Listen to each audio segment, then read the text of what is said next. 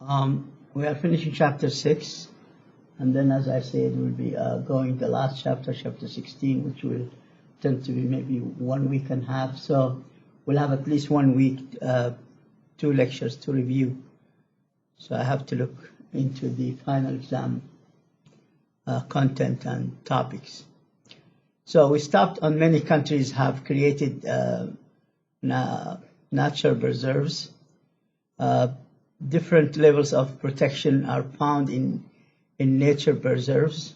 The World Conservation Union divides protected areas into 5 classes or categories, depending on the intended level of allowed human use. The most stringent and the most tough one is the ecological reserves and wilderness areas. So there will be no interference from humans or by humans. So that's the most toughest class or category of this type of the conservation. The least one, which is very, very mild restriction, and it's this really covering the forest and the grasslands and their natural resources and management areas. On this, as I said, in this area, the least restrictive one is the human interference is at the most level, correct? At the most level. Brazil has the largest total protected areas, especially around the Amazon River, so around the Amazon River.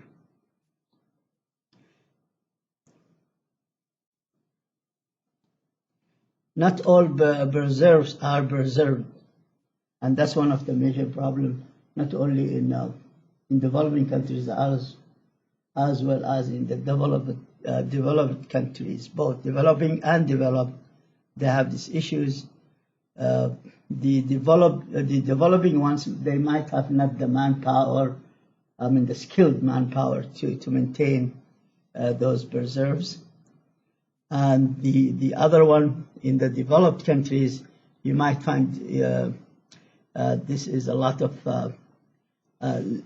overuse and a lot of misuse of those preserves. And one of the examples here give you the Yellowstone and the Grand Canyon.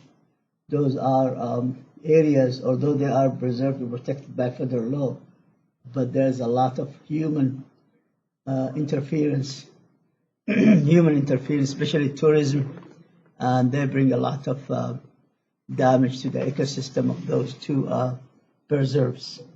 Correct? So that's about the preserve. Not all the time the area, federal protected area or by the other government protected area are really protected, because you have a lot of other interference from humans by humans.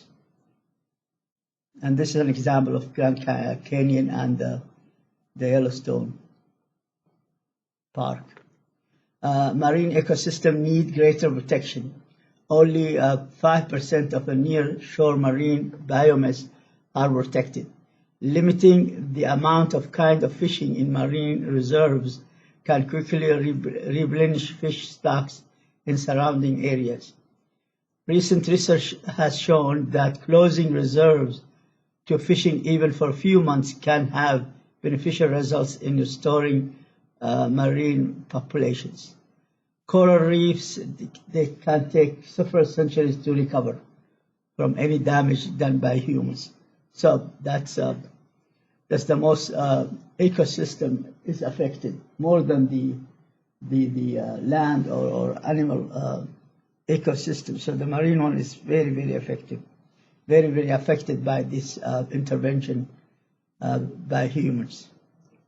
Here's give you the conservation and economic development can work together.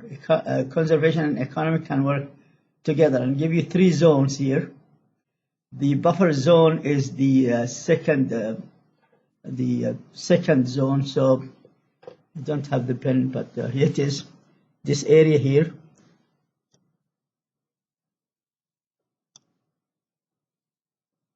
This area here this is the buffer zone. Buffer zone means the humans and the animals and the other biomass can coexist, can live together and coexist. And then the area is really core area. That's what the biomass and the animal and the insects area, this area here. Now the humans can go for develop from the area of multiple use, which is the last one, the last area here, this zone here of multiple use. You have roads here, you have farming here, you have a settlement, houses are built there. So you have 3 zones. And for us is to maintain this zone, which is the core zone of the biomass and the living creature, which is the most important animals, which should be protected. This is always, you'll see, that's still human. Here's just a picture of camping. Still human can go from the multiple use into the buffer zone through all this through the zone of the core zone or core area, which most of the biomass and the creatures are living. Now, if the humans will behave ideally and not harming the core zone area, which is most the protected animals and insects and plants are there, then everything will be really protected. And this is called ecotourism. So you have a tourism, you have somebody from outside, humans coming from outside, and go to the protected area, but they are behaving ideally and they don't interfere or disturb this protected area. So, and that's what we call ecotourism. But in the real life, when you're allowing a tourism in an area, you are always a side effect, like a drug, like a medicine. You are taking always, every medicine, as even small as aspirin, has a side effect. And the same thing with tourism. Always you have a side effect. Not 100% people will behave ideally and will not really interfere with the protected area and protected plants, insects, animals. They will interfere negatively, and thus you can see the part of the savanna in Kenya. It's a huge area, but then you have the population lives around the savanna, and they get excited when there's some lions, tigers, whatever wild predators, animals come into their areas. So they chase those animals all the way into the savanna itself, into the protected area. And by doing this, they destroy during this process some of the protected areas, and they kill some even protected animals there. So they get their wrath and anger on innocent other creatures there. And you can look at the disturbance over there, where some of the wild predators, wild animals goes into their livestock or into their houses. They get very angry and then go and take their revenge by going into the savanna, because the savanna has no border, no fence. It's open. It's open. But the houses of the people living nearby, far away. But still, some of the animals get lost or something, and they ended up in their houses, in their areas, killing their cows, chicken, whatever animals. They get very irritated, very angry. They chase with knives, guns, those animal intruders here. And by doing this, they go all the way inside the savanna, killing a lot of other innocent animals. So not only the predators or the lions or tigers, cheetahs, whatever, but they do a lot of damage for the savanna. So, and it's very hard for the government and the United Nations protected officials to, keep track on those incidents. They happen on and off, on and off. So not in the regional basis, but they really do happen. So an ecotourism is really very ideal, I'll say, in the books. If you have a tourism in some area, you have always, there will be side effect for it. Like any medicine you are taking, every medicine you take, it has a side effect. And the same thing, every tourism in any place, you'll have a side effect. You have a negative side effect. That's what I meant. Negative side effect. That's not all of them. Say 90% will behave idly, but you have always this 5% or less, or 95 maybe behave a very nice tourism. They will enjoy their residence. They will enjoy their lives over there for a while. They will not stay forever. They stay for 1 week, 1 month, and they leave. But in the savannah, we have seen the opposite. We have tourism, but the good thing about in savannah, the tourism, when they go inside, they go with the bus, and the buses are protected buses, and is run by the government. So nobody's tourism come and settle inside the savannah itself.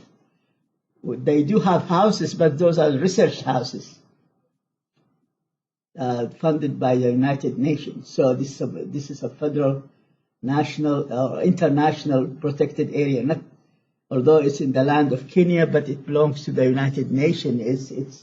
It's an international protected area. And the cars, they come and take the tourists into the savannah area, to all the areas. And every trails, every road, small tiny roads, is already protected. They know where to go. So those areas are very professional people, educated by United Nations. They know what they are doing. But then if you have some unseen tourists will come, and then at the side of the savannah, then you have always this negative impact on the environment. The other thing, as I mentioned before, is this when the villagers get very irritated, very angry of the last animals they have lost it. So they have lost those animals, and they come and take revenge on almost every animal they can find in their face. They don't care about the predators or lions or cheetahs or whatever, or tigers. They just kill randomly all the animals in their neighborhood. So that has to be really, people has to be educated, I think, and it has to be the government or the United Nations has to be compensating those people so they will not get angry that much, because then they can buy other animals from other market nearby. So, but they are not refunded for their loss, so they just take their anger and wrath on the animals over there. So,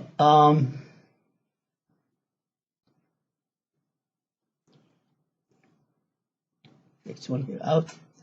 Native people can play important roles in nature protection. And that's what I said. If the United Nations and the government of Kenya will give them money and educate them, then whenever they get this mishap with this, mishap or this problem with the animals being or coming to their area and killing their livestock, then they get compensated. Then I think, and educated, then their things will be much better, I think. So, many of approximately 5,000 native cultures that remain today possesses ancient ecological knowledge that can be valuable in ecosystem management. Man and Biosphere, the UNESCO, that's a cultural organization of United Nations. UNESCO is a cultural and educational organization of United Nations. They do have Man and Biosphere program, MAB, encourages the designation of biospheres reserves. Protected areas are divided into zones with different purposes. This program recognizes indigenous rights while still protecting environmental features. Species survival can depend on preserve size and shape. As I said, this is the species survival can depend on the preserve size and shape. And I will add to this and human interference. Although an animal like an elephant can be exploited for its own horns. So although this big size animal, but still will be targeted by humans for smuggling those, killing this animal and then taking those horns and smuggling them through the countries all over the globe. So ideally, a reserve should be large enough to support endangered species and keep ecosystem intact. And that's if you look at my example, Savannah in Kenya, that's a huge city, very big area, very huge area.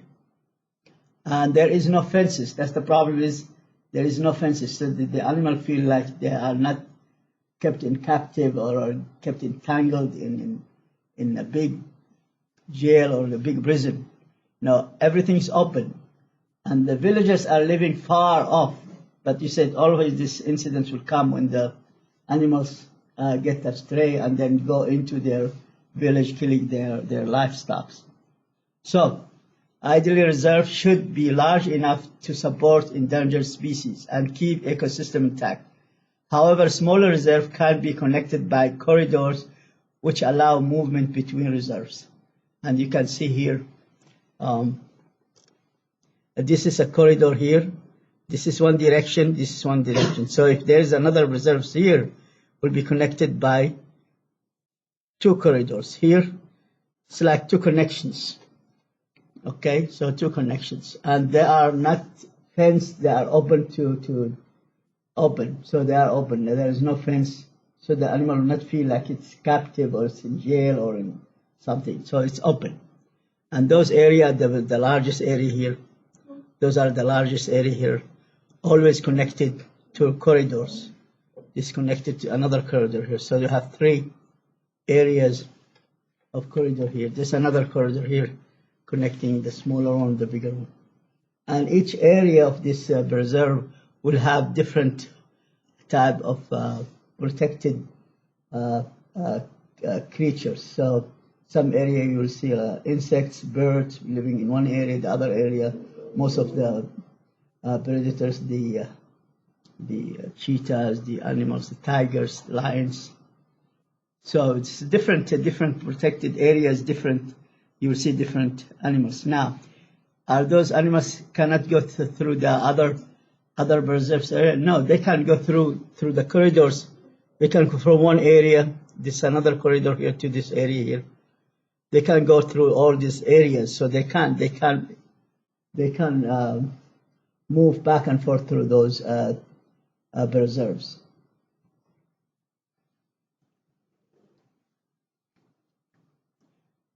And the conclusion of the chapter here is given in the last slides here. Conclusion is forests and grasslands, and we know that we can reinstate the difference between grassland and forests, although those both are trees and then tabor, but the difference between them, temperature.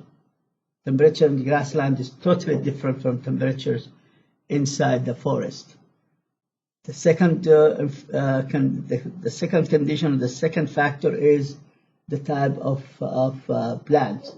The plants are raised and grow in the forest are totally different from the plants are raised and grown inside the grassland. Totally different types. And you cannot take one of the grassland tree or plant and implant it inside the forest and vice versa. You cannot do that. They will not survive because those plants is very specific for the climate condition, temperature, humidity, pressure. All those conditions is very, very important for those plants to grow and to survive. So forests and grasslands cover nearly 60% of the global land area. The vast majority of humans that live in this biomass obtain many valuable materials from them. There is some good news in our search for a balance between exploitation and preservation. Nearly 14% of the earthland area is now in some sort of protected status. That's really very good, 14%, and I hope one day will be more than this. Although the level of protection in these preserves varies, there have been a recent increase in number and area in protected status exceed the goals of the United Nations Millennium Project. So the United Nations cannot keep with this growing protection of the areas. I think in every country now in the world, you will see that there is a protected area with protected creatures there, whether it's birds, insects, animals, in every country now. So this will conclude the chapter 6. Give me 2-3 minutes to upload it, and you will go.